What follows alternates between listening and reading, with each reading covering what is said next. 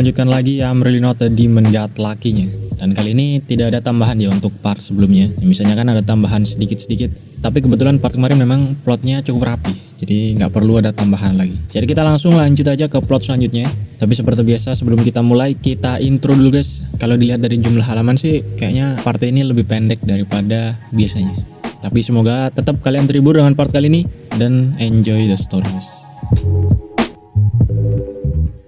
Oke, sampai sini kita melanjutkan si Linji yang ada di dimensi mimpinya ya, atau di sebuah dream realm, di sebuah tempat bersalju yang katanya terlalu indah untuk ada di dunia nyata. Nah, dalam mimpi tersebut Linji ini bertemu seorang wanita yang berpakaian serba putih, dan ketika Linji menyelipkan bunga iris yang sempat dipetik dia di part sebelumnya ke telinga si wanita, nah si wanita tersebut tiba-tiba saja terbangun dan melihat ke Linji dengan tatapan penuh curiga dan penuh dengan tanda tanya gitu ya. Nah, kemudian si wanita ini berdiri dan terlihat pakaiannya ini sedikit berganti menjadi lebih mewah kelihatannya. Yang sebelumnya memang polos putih aja gitu ya. Dan setelah si wanita ini berdiri, tinggi dia rupanya diperkirakan Linji sekitar 2 meter lebih. Nah, jadi cukup menjulang lah ya. Cuman pas tidur tadi nggak terlalu kelihatan seberapa tingginya. Baru pas berdiri dia ini kelihatan menjulang tinggi. Dan katanya Linji juga baru pertama kali itu bertemu wanita setinggi itu. Tapi karena dia ada di mimpi ya, jadi Linji menganggap apa saja bisa terjadi di dalam sebuah mimpi. Nah, si wanita ini lalu bertanya kepada Linji, siapakah identitas si Mamang Linji ini? Yang kemudian membuat Linji cukup terkejut dengan pertanyaan si wanita ini. Karena sebuah karakter di dalam mimpi itu biasanya pasif gitu ya, yang hanya mengikuti pikiran bawah sadar orang yang sedang bermimpi atau si Linji ini. Namun menariknya, si wanita ini rupanya bisa berinisiatif bertanya duluan tentang siapa si Linji. Sehingga Linji jadi makin tertarik untuk ngobrol dengan si wanita ini. Yang bisa dibilang sebenarnya cuma pikiran bawah sadarnya doang. Dan setelah Linji ditanya identitasnya tadi, Linji di sini tidak mau mengungkapkan jati dirinya. Jadi dia hanya menjawab kalau dia adalah orang yang ada di dalam mimpi, katanya. Jadi tidak mengenalkan nama atau identitasnya dan berusaha sok misterius lah. Nah, si wanita kemudian menanggapi jawaban Linji ini dengan ekspresi yang cukup heran. Lalu dia berkata, sepertinya memang kau yang sedang bermimpi, gitu ya. Dimana artinya si wanita tersebut artinya tahu kalau dia ada di dalam sebuah mimpi. Sehingga membuat Linji ini lagi-lagi cukup bertanya-tanya ya, apakah mungkin si wanita ini juga sadar kalau dia ada di dalam sebuah mimpi? Cuma karakter yang ada di dalam mimpi tersebut, jadi bukan orang yang nyata gitu ya. Nah, di novel dijelaskan di sini Linji sebenarnya sudah merasa cukup aneh. Ya, karena yang dia tahu hal tersebut kemungkinan besar mustahil. Karakter dalam mimpi kok bisa tahu kalau dia ada di dalam sebuah mimpi. Yang padahal biasanya orang asli pun yang sedang bermimpi sangat jarang kita ini sadar kalau kita ada di dalam sebuah mimpi. Apalagi cuma karakter yang notabene-nya cuma imajinasi dari si Linji gitu ya. Nah, kecuali kalau si wanita ini adalah memang orang asli yang entah bagaimana bisa masuk ke dimensi mimpi milik si Linji dengan menggunakan metode yang tidak dimengerti oleh si Linji. Nah, itu ya pemikiran si Linji yang saat itu masih menduga-duga. Sehingga Linji pun kemudian bertanya balik, siapa sebenarnya si wanita ini? Yang kemudian si wanita ini menjawab kalau dia bernama Silver. Namun ketika Linji bertanya lagi siapa identitas si Silver ini, dia tidak mau mengungkapkan identitasnya. Ya sama seperti si Linji tadi lah yang bersikap sok misterius. Yang artinya Silver di sini bisa ngerti ya dan niru kata-kata si Linji. Jadi balas-balasan gitu loh. Nah, lalu Silver ini balik tanya lagi kepada si Linji. Kayak ajang tanya jawab gitu, yang gantian. Dan dia berkata, dia sudah tinggal di tempat ini sangat lama, sampai dia ini nggak tahu waktu. Memang tempatnya sangat indah, tapi katanya dia merasa sepi. Jadi si Silver ini kemudian bertanya kepada Linji, kenapa dia merasa sepi seperti itu. Nah, Linji pun dalam hati langsung tahu ya kalau masalah Silver ini adalah masalah bosan karena sendirian atau kesepian lah. Jadi masalah yang cukup ringan, dimana Linji bisa memberikan nasihat-nasihat yang cukup gampang. Karena masalahnya ini cuma kesepian. Alhasil Linji saat itu merasa kalau mimpi tersebut sepertinya memang disesuaikan dengan apa yang alam bawah sadarnya mau. Dimana Linji memang sejak dulu suka membantu dan menasehati orang lain ya. Dan sejak cita-citanya untuk mempunyai semua buku di dunia sudah terkabul oleh si Inky atau si makhluk hitam misterius. Jadi hobinya menasehati orang lain ini makin menjadi-jadi. Termasuk pelanggan toko bukunya juga dinasehati semua. Tapi sayangnya pelanggan toko Linji saat itu cuma ada beberapa saja yang rutin datang.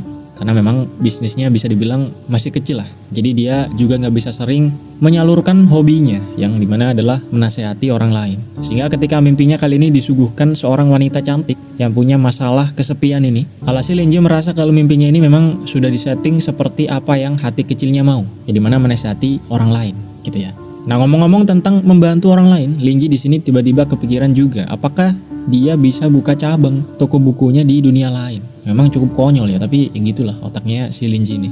Nah, oke, kita kembali lagi sebelum Linji mulai memberikan nasihat-nasihat untuk Nona Silver yang kesepian ini. Di sini Linji merasa memakai piyama agak tidak nyaman ya, karena dia biasanya menasihati dengan memakai jas hitam khasnya yang biasanya dia pakai. Sehingga Linji kemudian membayangkan dirinya bisa berganti ke jas yang biasanya dia pakai tersebut.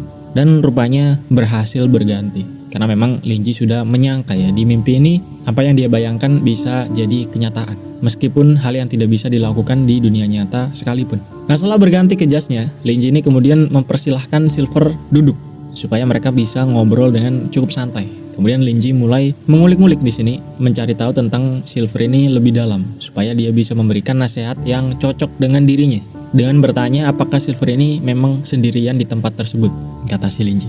Nah, Silver lalu berkata bahwa dia memang sudah di sini sangat lama dan sendirian karena tidak pernah ada yang bisa masuk ke situ. Hanya Linji satu-satunya yang bisa masuk, katanya. Nah, sehingga sampai sini Linji merasa karakter Silver ini disetting mirip seperti cerita Rapunzel yang terisolasi di suatu tempat sendirian.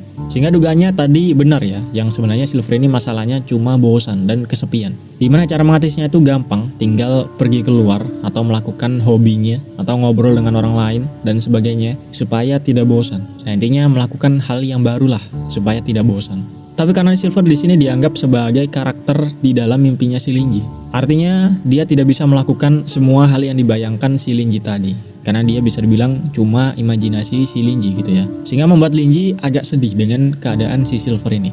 Nah, Linji akhirnya menjelaskan hal tersebut kepada Silver yang dimana cukup panjang ya. Jadi Linji berkata, perasaan itu adalah rasa kesepian. Karena kau selalu sendirian tapi tidak sadar kalau kau merasa kesepian. Dan ketika kau sendirian ini, yang bisa kau lakukan hanyalah kontemplasi atau merenung. Tapi semakin kau merenung, rasa kesepian tersebut akan semakin terasa. Singkatnya seperti itulah. Lalu Linji berkata lagi, sebenarnya ada banyak orang yang sepertimu. Contohnya adalah seorang filosofer, penyair, dan anak senja. Dimana mereka ini adalah orang-orang yang biasanya pemikirannya dalam, tapi di saat yang sama tidak bisa memahami diri mereka sendiri. Nah, itu kata si Linji atau nasihat-nasihat si Linji kepada Silver tentang kesepian itu. Nah, ngomong-ngomong tentang kontemplasi dan pemikiran ini, Silver kemudian terlihat termenung. Lalu dia berkata, pemikiranlah yang membuatku kesepian, karena orang lain tidak bisa mengerti. Mereka akhirnya takut dan menjauhiku, gitu ya.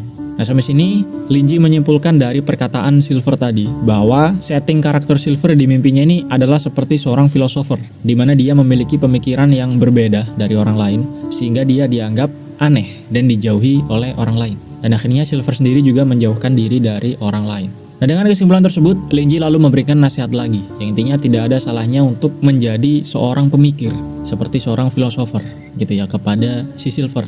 Lalu Linji juga menambahkan jika dewa bisa melihat si pemikir yang rupanya sangat cantik, mungkin dia akan tersenyum. Jadi mana kata-kata tersebut kemudian membuat Silver ini terlihat agak baper dan berkata Linji ini terdengar seperti orang yang romantis. Nah, Linji lalu berkata lagi kepada Silver bahwa sepertinya dia tahu kenapa dia bisa ngobrol dengan Silver di mimpinya. Alasannya katanya mungkin karena Linji ini bisa memahami Silver, bukan seperti orang lain. Nah, lalu Silver menjawab, tentu saja, jika kau bisa ada di sini, berarti kau memang bisa memahamiku.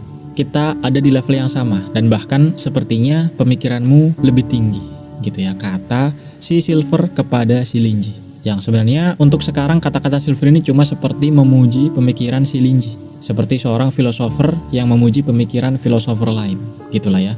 Tapi kalau kalian udah baca novelnya di ujung-ujung hampir tamat, di situ kita baru tahu kalau sebenarnya percakapan dengan Silver dari tadi ini rupanya ada hubungannya dengan identitas asli si Linji. Tapi aku nggak mau spoiler sejauh itu di sini. Jadi sampai sini buat kalian yang masih bingung dari tadi maksudnya apa nih Pak? Percakapan panjang tapi tidak ada maksudnya sama sekali, filosofer dan lain-lain ini. Nah, jadi salah pahamnya itu di sini guys.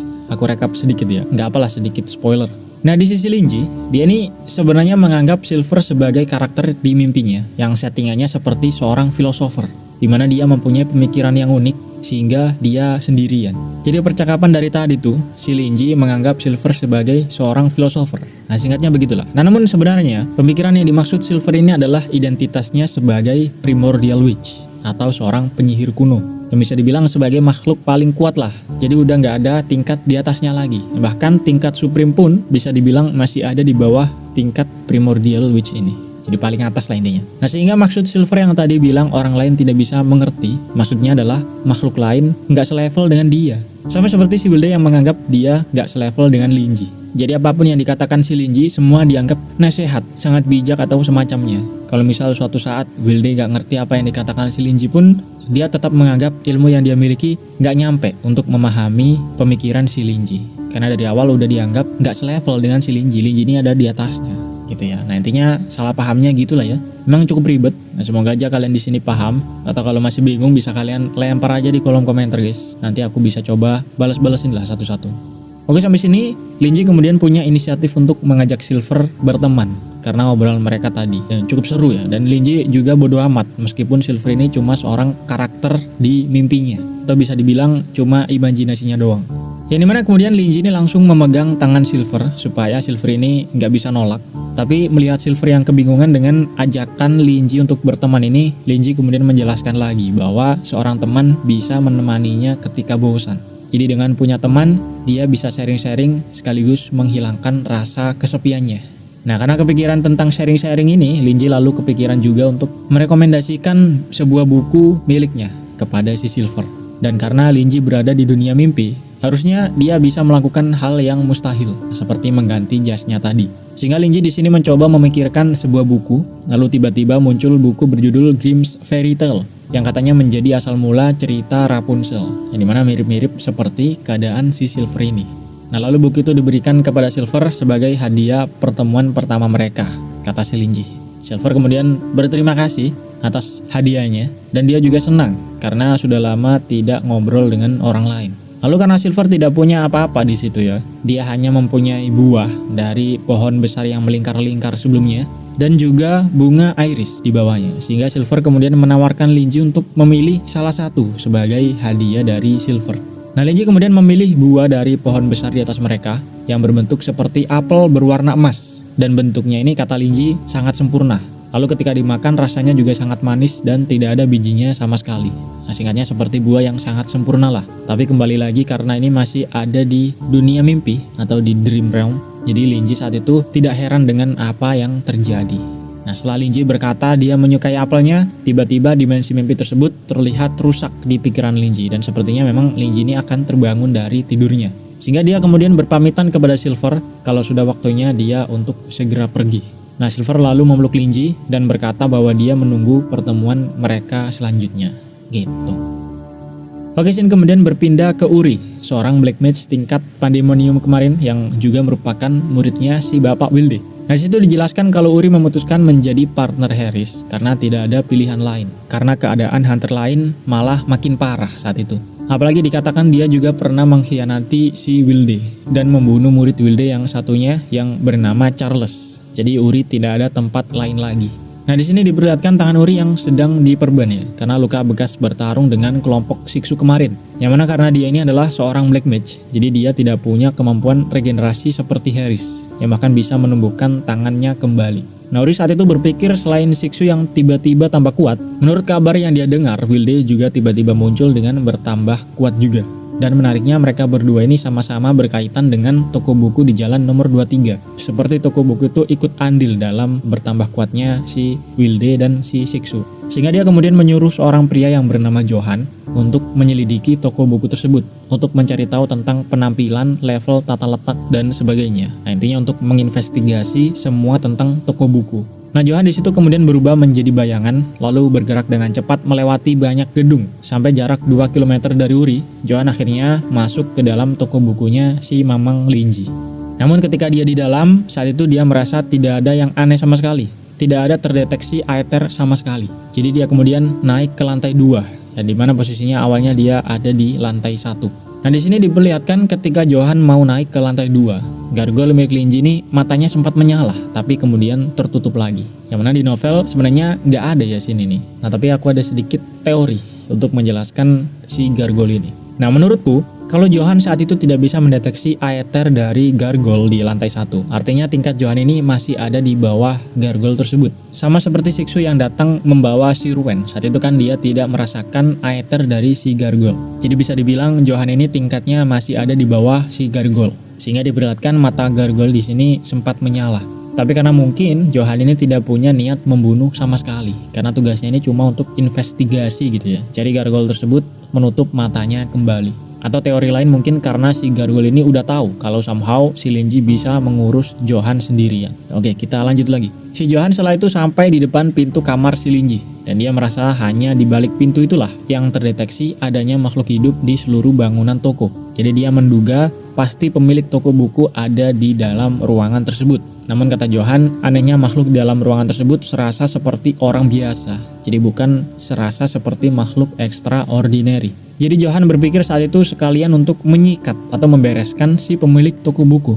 Lalu melapor ke Uri supaya dia terlihat berjasa menyingkirkan pemilik toko buku yang sudah menghalangi rencana mereka selama ini gitu ya. Nah ketika Johan membuka pintu kamar Linji, dia melihat selain Linji yang masih tidur, seisi kamarnya ini penuh dengan bunga iris yang akarnya seperti terbuat dari pembuluh darah yang hidup dan menjalar ke semua sudut ruangan. Dengan di pusatnya adalah Dreamcatcher pemberian dari si Wilde. Lalu beberapa saat setelah si Johan ini melihat pemandangan tersebut, seketika penglihatannya menjadi gelap. Karena akar yang seperti pembuluh darah tersebut tiba-tiba menusuk tubuhnya, lalu merasuk ke semua organ dalamnya, dan seakan mengendalikan seluruh tubuhnya. Sehingga sampai sini Johan sudah menjadi orang yang sangat berbeda, dan menganggap dirinya sebagai seorang pelayan yang harus melayani lordnya atau tuannya. Nah dia kemudian berjalan keluar sambil berkata, "Oh Lord, pelayanmu ini akan menghilangkan semua hal yang mengancammu," gitu ya. Nah di sisi lain, Uri yang sedang menunggu Johan di luar saat itu merasa kok tumben-tumbenan Johan ini lama sekali. Padahal dia tahu kalau Johan adalah spesialis menyusup, di mana dia adalah seorang black mage persilangan antara manusia dan dream beast jenis Shadowmost Bryozoan, yang dimana dia ini bisa berubah menjadi bayangan dan bergerak tanpa terdeteksi di balik bayang. Jadi harusnya dia gampang menyusup kemana-mana. Bahkan kalaupun dia ketahuan atau gimana ya, harusnya dia ini bisa kabur dengan mudah berkat kemampuan bayangannya. Nah sehingga Uri di sini merasa pasti ada sesuatu yang sedang terjadi. Sampai seorang Johan pun memakan waktu lebih lama daripada dugaan. Tapi saat itu Uri mikir ya sudahlah. Kalaupun Johan gagal nanti, dia sendiri yang nanti akan masuk ke dalam toko buku untuk menyelidikinya. Nah Uri kemudian mematikan rokoknya, tapi anehnya saat itu ada bayangan yang sangat gelap di bawahnya. Padahal di sana sedang hujan dan tidak ada sumber cahaya yang sangat terang sampai menghasilkan bayangan yang segelap itu. Dan koreknya pun juga tidak menyala. Jadi Uri kemudian mengeluarkan sihir apinya ke atas, tapi bayangannya tetap saja gelap seperti bukan bayangan miliknya. Sehingga Uri di sini menjadi waspada. Nah kemudian muncul si Johan yang tiba-tiba langsung menyerang si Uri. Dan membuat Uri ini sempat kewalahan karena sihir apinya yang kurang efektif ketika hujan. Tapi singkat cerita Johan di sini akhirnya berhasil dibunuh oleh si Uri. Nah, namun dari sisa-sisa tubuh si Johan ini kemudian muncul makhluk hitam besar yang kemudian berkata, "Oh Lord, pelayanmu akan memusnahkan semua yang mengancammu." Nah, intinya sama seperti perkataan Johan tadilah ketika masih ada di dalam toko buku. Sehingga Uri menduga mungkin makhluk tersebut bukanlah si Johan, karena makhluk itu sempat mengatakan Lord atau Tuan, sedangkan Johan ini tidak pernah sekalipun ikut ke sebuah sekte atau sebuah cult sampai memanggil seseorang Lord. Jadi Uri menduga pasti itu adalah makhluk bawahan si pemilik toko buku yang sedang dia selidiki. Dan pemilik toko itu memberikan peringatan kepada para musuh-musuhnya. Nah itu pemikiran terakhir si Uri ya, sebelum akhirnya makhluk hitam tersebut menyerang Uri. Yang sayangnya fact-nya ini kena skip. Oke, kemudian berpindah lagi, terlihat salah satu bawahan Harris melaporkan kepada Harris kalau Uri diketahui sudah mati. Di mana laporan pergerakan terakhirnya, dia sempat pergi ke jalan nomor 23 dan menyuruh orang menyelidiki sebuah toko buku. Tapi orang yang disuruh itu anehnya berkhianat dan balik menyerang si Uri. Lalu diberikan juga beberapa kertas berisi laporan analisa dari organisasi penyihir bernama Scarlet Cult. Dan ada juga foto mayat si Uri. Yang terlihat di sekitarnya ini ada bunga iris dengan akar seperti pembuluh darah tadi yang menjalar ke semua sudut gang dan bahkan sampai tumbuh di mulut Uri juga, seperti sebuah tumbuhan parasit yang mengambil alih tubuhnya si Uri.